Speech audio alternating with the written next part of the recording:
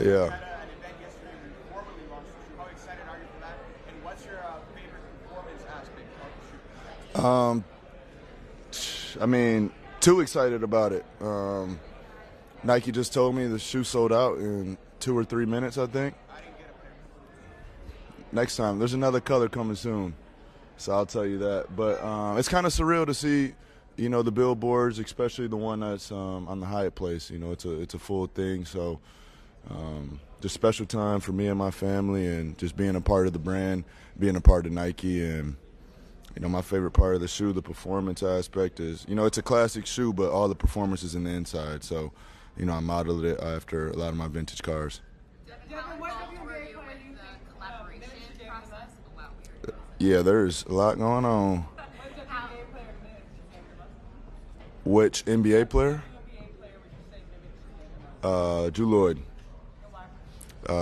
Buckets. Go get her. Yes. How involved the collaboration with your shoe were you in terms of just the rollout, production, kind of involved in that? Yeah.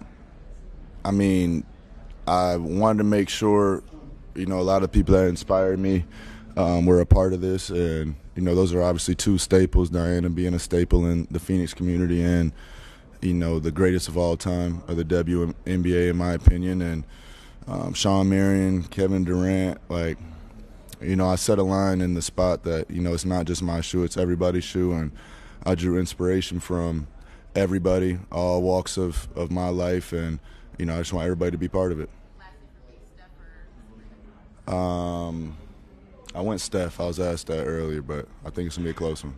Devin, if you could jersey swap with any player in NBA history, who would it be? Michael Jordan? What's one TV show you would watch for the rest of your life? That's a good question. Entourage. Well, hey, Devin, Yeah. if you could define your basketball career with one song or album, what would you pick? Say Watch the Throne. Kanye and Hove together. I got one more for you. If you could pick any actor to play you in a movie, who would you pick? Leo. Look, if you had to pick something from LeBron's game, what would you choose for? 2 out of 2 yours. Shit. Longevity. Devin, where would you be on vacation right now if you weren't here with me? Japan. And what are your thoughts on the 65 game minimum for the awards? That's a good question. It's a tough situation. Obviously we've seen what happened to Joel. You want to see, the best product out there at all times. That's the point of the league. But, we want to keep people safe at the same time. And, it definitely puts people at risk. But, it is what it is. The people want to see the players play. Devin, what do you think about also having this Kentucky representation? How many of us is it? 6? 7? Should be 8. De'Aaron should be here too. It just speaks for itself. I know Cal is telling his team right now, you guys see what it takes. Everybody's walked that through Lexington and made it work. So, it's a players first organization. They want to see you win. They want to see you succeed, and they want you out in 1 year. Talking about your shoe again, how much of a priority was it for you to make on an all-day shoe something you can wear on court but also look fly off court? Yeah, I mean that's where we started. To have a classic silhouette, just learning the history of Nike. I feel like they had it right all along when they first started making shoes. So I feel like a lot of people have tried to do the on-court, off-court thing. It just hasn't translated because all the performance that they try to put on the outside of the shoe is. I feel like people are just mobbing around in Air Forces and Dunks and just the classic silhouette. So I wanted to resemble that the closest it could. Lastly, what's the most ridiculous basketball scene in movies or TV that you remember? Basketball scene? Ridiculous one. The whole winning time. Look, if you could add one rule to the NBA, what would it be? What was the question? If you could add one rule to the NBA, what would it be? No back-to-backs. Okay, and how does this affect LeBron's legacy? That sounds like a bot comment. Excluding you guys, who's the best team you've seen and the best player you've seen this year? This year? Oh, that's a tough question. I mean, it goes in spurts. It goes in waves. Minnesota's playing great. The Clippers are playing great. Boston's playing great. there's a lot of good teams, a lot of talented teams. I think it's about peaking at the right time and making sure your game's right at the right time.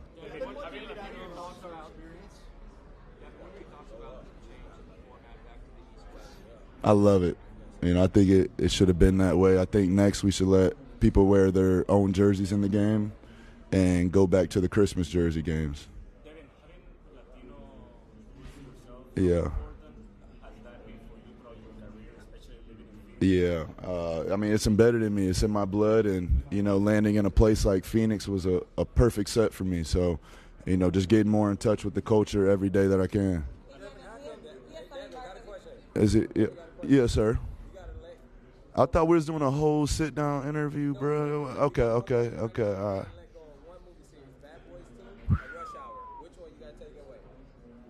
The whole, ooh, I got to take it away?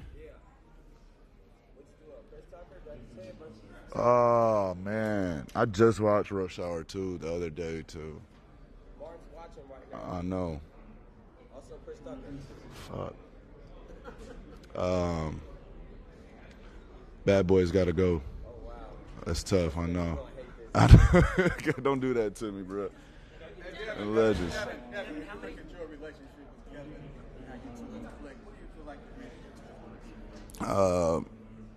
We have the same likes in life. We're hoops junkies, and that's where it started. And now we spend a lot more time together, man. We just, we like to kick it, chill, talk basketball, and play video games. So. Did you hear a song that you released? I did. Bars. Yeah. I'm getting a lot of crazy answers. How many 10-year-olds would it take to beat you in a game of pickup ball? It's not an amount. No. Joker just said one. It might take one if it's the right one. He's a humble guy. 30 could be you. 50. No.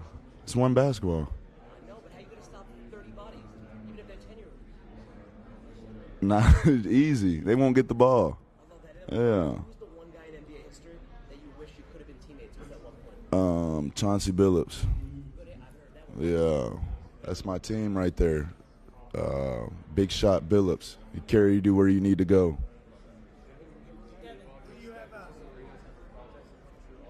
Would I be?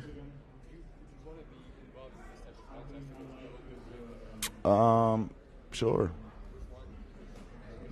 Jewel Lloyd. Devin, what's your first memory? What's your first memories of seeing Kevin play? Ooh, shit.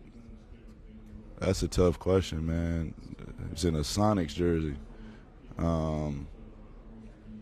I watched him at Texas, but I watched him in high school. So, I've been following him my whole entire life. I can't remember a certain moment. The only reason I say that is because he said that when your second year is when you started thinking, okay, he might end up doing something. But when you hear and see that in you that early, what does that mean? It was important. That was my thing going into league. I wanted to gain respect from the legends and the guys that I respected the most. So, every time I got to compete with some of the best, I had to give it a little extra physicality, extra push, just to let them know, I belong here and I'm here to stay. Devin Tyrese says a lot of the same things here in Indianapolis. Give me your thoughts on his game and maybe his career arc. He's doing it. I'm a fan. And I think it caught a lot of people off guard, but I've been watching him since he was in SAC and competing against him, and he just keeps getting better and better. His flow for the game is unbelievable, and their style of play, man, is revolved around him. He's the system. Outside of your own team, do you have a view of who might be front runner for MVP right now? For MVP? It was Joel. I don't know. Now is it Jokic, Luka, Shea? I think, is that the three? Is that the race? Devin, who do you want to be teammates with Team USA this summer that wasn't part of the Tokyo team that won gold? LeBron, Stephen Curry. Yeah. Devin, what is your favorite saying? Your favorite saying? That's tough.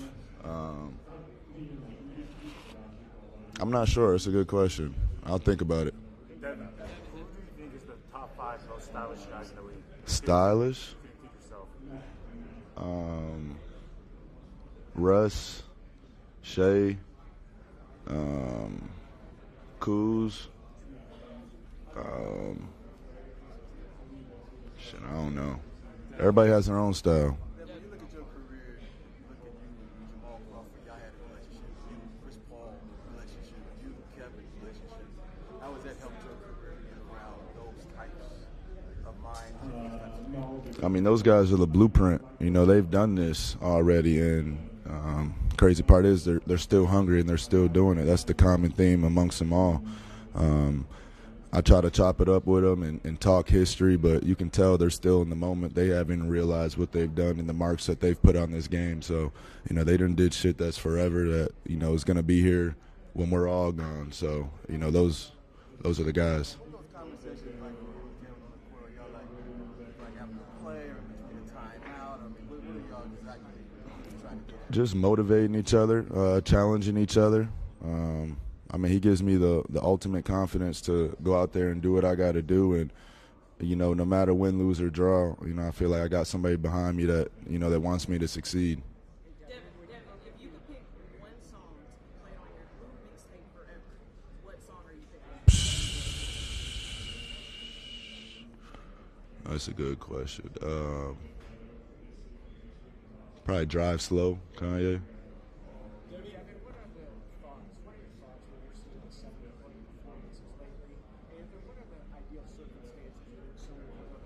Man, it was harder to get 70 back in my day, man. Now everybody gets.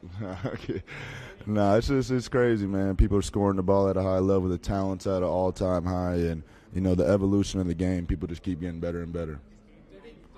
89, yeah, 100's possible.